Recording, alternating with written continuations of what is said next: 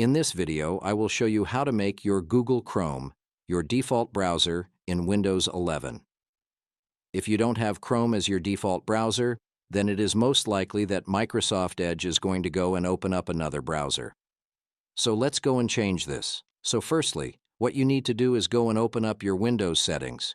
You don't need to open up Google Chrome for this. So to open up your Windows settings, go and click on the Windows Start button in your taskbar, and then what you can do is go and tap on Settings. Alternatively, you can go and tap on Search for Apps, Settings, and Documents, and then type in Settings there. Here we are in our system settings. And then what you need to do is go over to the left-hand side and then go and tap on Apps. And then once you're in Apps, you have the option for Default Apps. So here we can go and change all the default apps. So go and click on it like this. Now, what you need to do is go and search for Chrome. So let's just go and type in like so. And here it is. And then what you can do is go and tap on it. Now, what you need to do is to go where it says Make Google Chrome your default browser. Go over to the right-hand side and then tap on Set Default.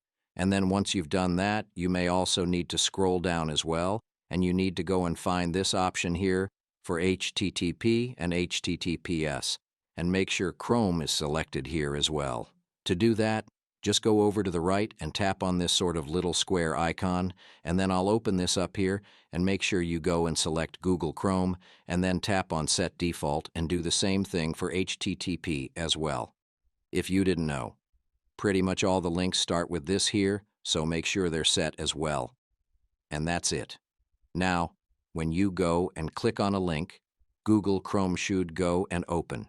Hit the like button if you like this video. Thanks for watching.